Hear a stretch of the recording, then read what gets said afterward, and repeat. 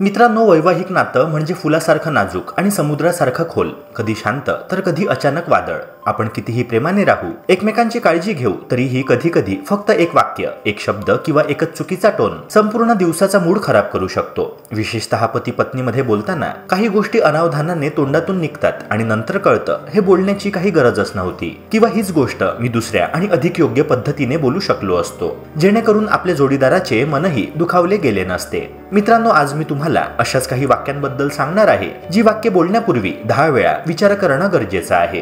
कारण बघा, नात्यांमध्ये समस्या मोठ्या नसतात, समस्या लहान लहान शब्दांमधून, छोट्या छोट्या टोमण्यांमधून निर्माण होतात. पती आणि पत्नी दोघंही दिवसभराच्या जबाबदाऱ्या सांभाळत असतात आणि अशा वेळी जर एखादी चुकून बोललेली गोष्ट कानावर पडली तर लहानसा गैरसमजही मोठ्या वादाचे रूप घेऊ शकतो. कधी कधी आपण खरं बोलत असतो पण वेळ चुकीची असते, कधी उद्देश चांगला असतो पण बोलण्याची शैली चुकीची ठरते आणि मग घरातील शांतता भंग पावते. म्हणूनच आजच्या व्हिडिओमध्ये आपण अशा 5 गोष्टींबद्दल बोलणार आहोत ज्या पतीने पत्नीला बोलण्यापासून नेहमीच सावध राहावं. कारण नातं टिकवणं हे प्रेमा इतकंच संवादातली शहाणपणाची जपणूकही आहे.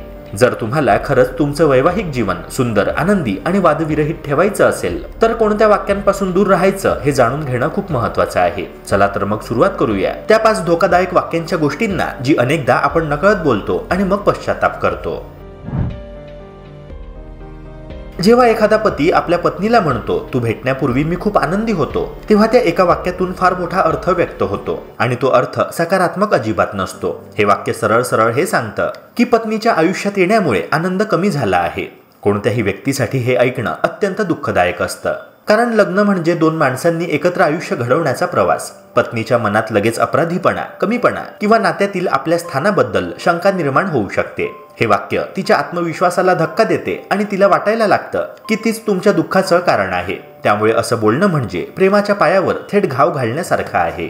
याऐवजी जर नात्यात काही समस्या असेल तर ती भूतकाळातील तथाकथित आनंदी दिवसांशी तुलना करून सांगू नये. प्रत्येक नात्यात चढ उतार असतात आणि त्यांच्यावर उपाय म्हणजे एकमेकांसोबत बसून शांतपणे चर्चा करणं. पूर्वी किती सुख होतं यावर लक्ष केंद्रित केल्याने दोघांमधील अंतर वाढतं, पण सध्या काय सुधारता येईल यावर बोलल्याने नातं मजबूत होतं. त्यामुळे समस्या असतील तर त्या खुलेपणाने मांडाव्यात, एकमेकांचे विचार ऐकावेत आणि एकत्रितपणे त्यांचे समाधान शोधावं. कारण नातं टिकवण्यासाठी भूतकाळातील आनंद नव्हे तर वर्तमानातील समजूत, आदर आणि संवाद महत्त्वाचा असतो. पत्नीची तुलना आई किंवा बहिणीसारख्या घरातील अन्य महिलांशी करणं हे वैवाहिक नात्यातील सर्वात मोठ्या चुकांपैकी एक आहे. माझी आई असं करत नाही किंवा माझी बहीण तसं करते अशी वाक्य केवळ पत्नीला कमी लेखणारीच नसतात, तर तिच्या अस्तित्वावर, तिच्या प्रयत्नांवर आणि तिच्या व्यक्तिमत्वावर प्रश्नचिन्ह उभं करतात. प्रत्येक स्त्रीचा स्वभाव, वाढ, परिस्थिती आणि जीवनानुभव वेगळा असतो. मग अशा वेगळ्या माणसांची तुलना करणं हे न्याय्य कधीच ठरू शकत नाही. अशी तुलना पत्नीला भावनिकदृष्ट्या दुखावतात आणि नात्यामध्ये अनावश्यक दुरावा निर्माण करतात. तिला वाटू लागतं की तिच्या केलेल्या मेहनतीचं कौतुक नाही, तिचे प्रयत्न दिसत नाही आणि तिने कितीही केलं तरी ती पुरेशी चांगली ठरणारच नाही. तेव्हा मित्रांनो, त्याऐवजी कोणत्याही नात्याची मजबूती ही खुलेपणाने केलेल्या संवादात असते. जर एखादी गोष्ट तुम्हाला खटकत असेल किंवा काही बदल हवा असेल तर तुलना करण्यापेक्षा ते थेट, शांतपणे आणि आदराने सांगणं खूप महत्त्वाचं आहे. तुलना ही ताण वाढवते पण संवाद नातं मजबूत करतो. आई आणि पत्नी किंवा बहीण आणि पत्नी ह्या नात्यांची भूमिकाच वेगळी असते. एक जन्म देणारी, एक वाढवणारी तर दुसरी जीवनसाथी. त्यामुळे तुलना करण्याचा प्रश्नच येत नाही. आदर, समजूतदारपणा आणि प्रामाणिकपणे बोलणं यामुळे वैवाहिक जीवनात शांतता आणि विश्वास निर्माण होतो. कोणतीही पत्नी इतका खर्च करत नाही हे वाक्य ऐकणं म्हणजे थेट अविश्वासाचे बाण पत्नीच्या मनात रोवण्यासारखे आहे. जेव्हा तिच्या प्रत्येक खर्चावर प्रश्नचिन्ह उभं केलं जातं तेव्हा तिला असं वाटतं की तिच्या निर्णय क्षमतेवर आणि जबाबदारीवर तुमचा विश्वासच नाही. खर्च हा फक्त पैशांचा विषय नसतो, तो स्वातंत्र्य, गरजा, स्वतःची ओळख आणि घरातील योगदान यांचाही भाग असतो. अशा वाक्यांनी पत्नीच्या मनामध्ये सतत अपराधीपणा किंवा कमीपणाची भावना निर्माण होते. हे वाक्य बोलणं म्हणजे नात्यातील भावनिक अंतर वाढवणं आणि तणावाला आमंत्रण देणं.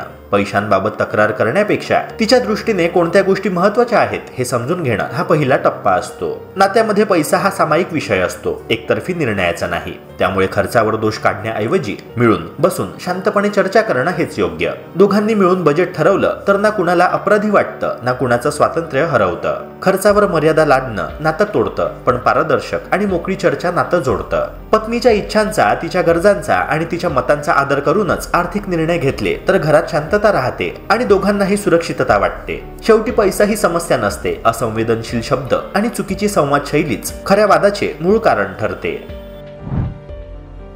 तुला काहीच समजत नाही हे वाक्य एखाद्या व्यक्तीला जरी साधं वाटत असलं तरी पत्नीच्या मनामध्ये ते खोल जखम करून जातं. कारण हे वाक्य केवळ तिच्या ज्ञानावर नाही तर तिच्या क्षमतेवर, निर्णयांवर आणि बुद्धिमत्तेवर प्रश्नचिन्ह उभं करतं. जेव्हा पती अशा शब्दांमध्ये बोलतो तेव्हा तिच्या आत्मसन्मानाला मोठा धक्का बसतो. लग्नानंतर प्रत्येक स्त्री घर, नातं आणि जबाबदाऱ्या यांचा तोल सांभाळण्यासाठी प्रयत्न करत असते. अशावेळी तिला कमीपणाचं भान देणारे शब्द तिच्या आत्मविश्वासाला पूर्णपणे हादरवू शकतात. त्यामुळे ती स्वतःला चुकीचं, दुर्बळ किंवा महत्त्वहीन समजू लागते आणि संपूर्ण नात्यामध्ये अनावश्यक तणाव निर्माण होतो. वास्तविक पाहिलं तर लग्न हे दोन व्यक्तींनी तयार केलेलं एक टीमवर्क असतं. दोघांकडे वेगवेगळ्या कौशल्यांचा आणि वेगवेगळ्या विचारांचा अनुभव असतो आणि त्यातूनच नातं सुंदर घडतं. त्यामुळे एखादी गोष्ट पत्नीला माहीत नसेल किंवा नीट जमली नसेल तर तिला कमी लेखण्याऐवजी तिची साथ देणं, तिला समजावून सांगणं आणि तिला शिकवणं हेच योग्य आहे. कोणत्याही नात्यात आदर हा पाया असतो. एकमेकांना उभं करणं, मार्गदर्शन करणं आणि योग्य दिशेने घेऊन जाणं हेच खऱ्या अर्थाने नात्याचं बळ वाढवतं. शेवटी तुम्ही एकमेकांचे साथीदार आहात, टीममेट्स, विरोधक नाही. बघ त्याची बायको किती फिट आहे हे वाक्य ऐकणं कोणत्याही स्त्रीसाठी अत्यंत दुखावणारं ठरू शकतं. कारण यामध्ये थेट तुलना दडलेली असते आणि तुलना ही नेहमीच कमीपणा देणारी असते. प्रत्येक व्यक्तीची शारीरिक रचना, जीवनशैली, आरोग्याच्या अडचणी आणि दैनंदिन जबाबदाऱ्या ह्या सगळ्या वेगळ्या असतात. त्यामुळे पत्नीची दुसऱ्या कोणाशी तुलना करणं म्हणजे तिच्या प्रयत्नांना, तिच्या संघर्षांना आणि तिच्या स्वभाव वैशिष्ट्यांना नाकारण्यासारखं आहे. अशा बोलण्यातून तिच्या मनामध्ये ही भावना निर्माण होते की तुम्ही तिच्या बाह्य रूपाला जास्त महत्त्व देता आणि तिच्या व्यक्तिमत्वाला अजिबात नाही. हे नात्यामध्ये असुरक्षितता, राग आणि भावनिक दुरावा वाढवू शकतं. याऐवजी जर तुम्हाला आरोग्य, फिटनेस किंवा जीवनशैलीबद्दल काही बदल हवे असतील तर त्याबद्दल प्रेमाने, समजूतदारपणे आणि प्रोत्साहन देत बोलणं अधिक योग्य ठरतं. आपण दोघांनी मिळून फिट व्हायचं का किंवा चल एकत्र वॉकला जाऊया अशा सकारात्मक भाषा नातं मजबूत करतं. स्त्रीला तिच्या रूपासाठी नव्हे तर तिच्या अस्तित्वासाठी स्वीकारणं हा कोणत्याही वैवाहिक नात्याचा पाया असतो. तुलना तुटकपणा निर्माण करतो, पण सामायिक प्रयत्न, मोटिवेशन आणि आदर हे नात्यामध्ये जवळीक वाढवतात. तुमच्या शब्दांमधून तिला कमीपणा नव्हे तर साथ मिळाली पाहिजे, तेव्हाच नातं सुंदर टिकतं. मित्रांनो, लक्षात ठेवा की कोणतंही नातं फक्त प्रेमाने चालत नाही. त्यामध्ये आदर, समजूतदारपणा आणि योग्य वेळी योग्य शब्दांचा वापर हे तितकंच महत्त्वाचं असतं. कधी कधी आपण नकळत बोललेलं एक वाक्य सुद्धा समोरच्या व्यक्तीच्या मनावर खोल परिणाम करू शकतं. म्हणूनच नात्यामध्ये शब्द खूप शक्तिशाली असतात. ते एखाद्या छोट्या गैरसमजाला मोठ्या वादामध्ये रूपांतरित करू शकतात किंवा त्यात शांततेतून, प्रेमातून आणि संयमातून नातं आधीपेक्षा अधिक सुंदर बनवू शकतात. पती पत्नीचं नातं हे फक्त दोन लोकांचं एकत्र येणं नाही तर दोन मनांचं एकत्र वाढणं आहे. आपल्या सगळ्यांनाच आनंदी, शांत आणि प्रेमाने भरलेलं वैवाहिक आयुष्य हवं असतं, पण ते मिळवण्यासाठी केवळ भेटवस्तू, वेळ किंवा पैसे पुरेसे नसतात. सर्वात महत्त्वाचं आहे जिभेवरचं नियंत्रण. आपले शब्द परिस्थिती बदलू शकतात, वातावरण बदलू शकतात आणि नात्यातील ऊर्जा पूर्णपणे बदलू शकतात. म्हणूनच काही बोलण्यापूर्वी थोडे थांबा, विचार करा आणि मगच बोला. कारण शेवटी तुमचंच नातं आहे, तुमचंच घर आहे आणि ते सुंदर ठेवण्याची ताकद तुमच्या प्रत्येक शब्दात लपलेली आहे. मित्रांनो, आशा करतो की ही माहिती तुम्हाला उपयुक्त वाटली असणार. अशाच प्रकारच्या कंटेंट्स करिता आपल्या YouTube चॅनलला सबस्क्राईब करा.